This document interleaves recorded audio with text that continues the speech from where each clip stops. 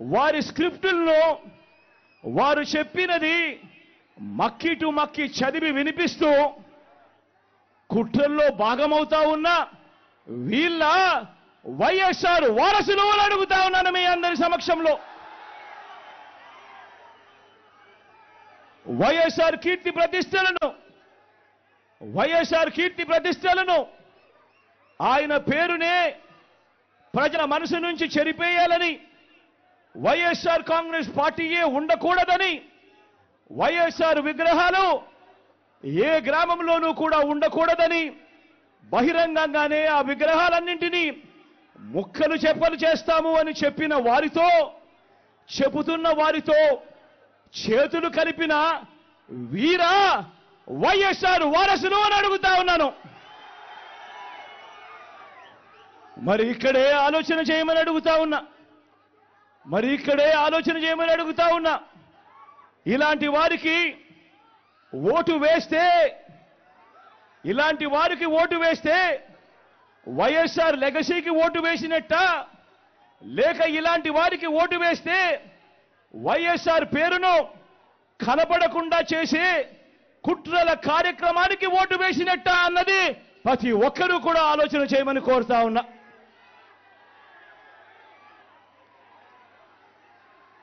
ప్రతి ఒక్కరూ కూడా ఈ చెడిపోయిన రాజకీయ వ్యవస్థను చూడమని అడుగుతా ఉన్నా.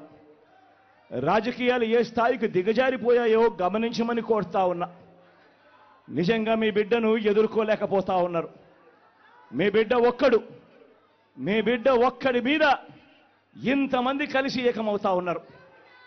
ఒక చంద్రబాబు, ఒక ఈనాడు, ఒక ఆంధ్రజ్యోతి, ఒక టీవీ5, ఒక దత్తపుత్రుడు, ఒక బీజేపీ, ఒక కాంగ్రెస్, వీళ్ళందరికీ సరిపోరు అన్నట్టుగా నా ఇద్దరి చెల్లెమ్మలతో కుట్రలు కూడా చేస్తూ ఈరోజు రాజకీయాలు చేస్తా ఉన్నారు. ఆలోచన చేయమని అడుగుతా ఉన్నా. రాజకీయాలు ఏ స్థాయికి పతనమైపోయాయో గమనించమని కోరుతా ఉన్నా. ఇక మా చిన్నాన్నగారి విషయానికే వద్దాం. మా వివేకం చిన్నాన్నను ఎవరు చంపారో, ఎవరు చంపించారో ఆయనకు, ఆ దేవుడికి, ఈ జిల్లా ప్రజలందరికీ కూడా తెలుసు ఏం జరిగింది అన్నది.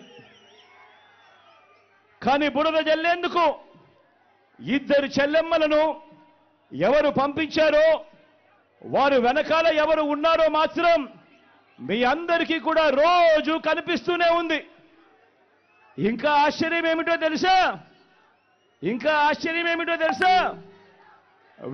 వివేకం చిన్నారను అతి దారుణంగా చంపి, అవును నేనే చంపాను అని అతి హేయంగా బహిరంగంగా చెప్పుకుంటూ తిరుగుతున్న హంతకుడికి మద్దతిస్తున్నది ఎవరు? మీరే రోజు చూస్తున్నారు కదా అని అడుగుతా ఉన్నాను.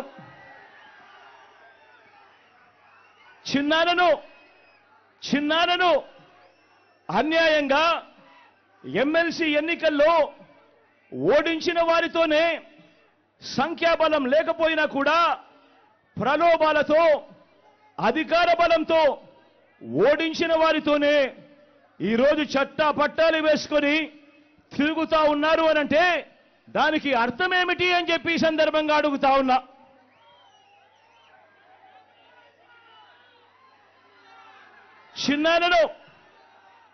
చిన్నానకు రెండో భార్య ఉన్న మాట వాస్తవం అవునా కాదా? ఆ రెండో భార్యతో తనకు సంతానం ఉన్న మాట వాస్తవం అవునా కాదా? అవినాష్ అక్కడికి ఎవరు ఫోన్ చేస్తే వెళ్ళాడు వంటి అనేక ప్రశ్నలు అవినాష్ తన అనేక ఇంటర్వ్యూస్లో, తన ప్రెస్ కాన్ఫరెన్స్లో తాను లేవనెత్తిన ప్రశ్నలు సహేతుకమే కదా అని చెప్పి ఎవరైనా అవినాష్ వైపు ఎవరైనా మాట్లాడితే చాలు వెంటనే వారి మీద కూడా అడ్డగోలు ఆరోపణలు చేస్తూ కుట్ర రాజకీయాలు చేస్తా ఉండడం ధర్మమేనా అని చెప్పి ఈ సందర్భంగా ప్రతి ఒక్కరిని కూడా అడుగుతా ఉన్నా. ఆలోచన చేయమని చెప్పి ప్రతి ఒక్కరిని కూడా అడుగుతా ఉన్నా. ఇలా చిన్నాన్నను ఓడించిన వారిని గెలిపించాలని తిరగడం కంటే దిగజారుడు రాజకీయాలు ఎక్కడైనా ఉంటాయా అని చెప్పి ఈ సందర్భంగా అడుగుతా ఉన్నా. మరో వంక కాంగ్రెస్ పార్టీకి ఓట్లు ఎన్నొచ్చాయి. మరో వంక నోటాకు వచ్చినన్ని ఓట్లు కూడా రాని కాంగ్రెస్ పార్టీతో, నోటాకొచ్చినన్ని ఓట్లు కూడా రాని కాంగ్రెస్ పార్టీతో, రాష్ట్రాన్ని విడగొట్టిన కాంగ్రెస్ పార్టీతో, ప్రత్యేక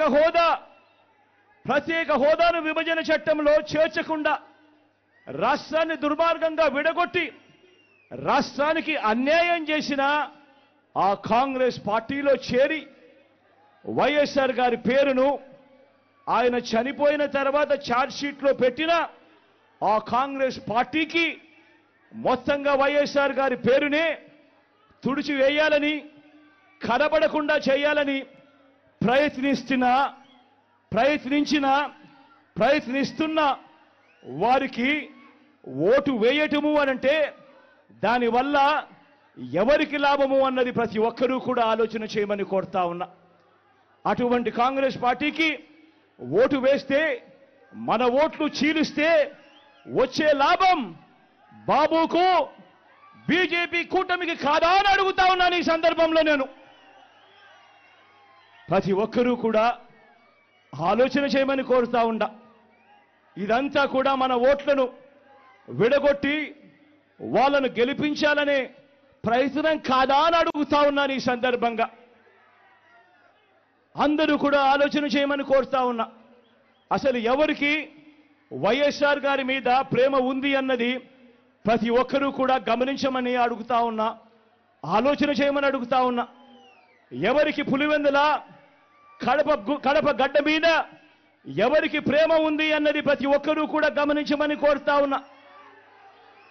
ఎవరికి ఈ పేర్లన్నీ, ఓ వైఎస్ఆర్ గారి పేరు, ఓ పులివెందుల పేరు, ఓ వైఎస్ఆర్ జిల్లా పేరు చిరస్థాయిగా ప్రజల గుండెల్లో నిలిచిపోవాలని ఆరాటపడుతున్న వారు ఎవరు అన్నది ప్రతి ఒక్కరూ కూడా ఆలోచన చేయమని కోరుతా ఉన్నా. మరో వంక ఈ పేర్లే లేకుండా చేయాలని ఆరాటపడతా ఉన్నా ఆ రెండు పార్టీలతో జతకట్టి తన సొంత లాభం కోసం, రాజకీయ స్వార్థం కోసం ఎవరు ఆ పేరు లేకుండా కుట్రలు చేస్తా ఉన్నారు అన్నది గమనించమని చెప్పి కూడా కోరుతా ఉన్నా. మరి ఇవన్నీ గమనించినప్పుడు ఎవరికైనా ఏమనిపిస్తుంది?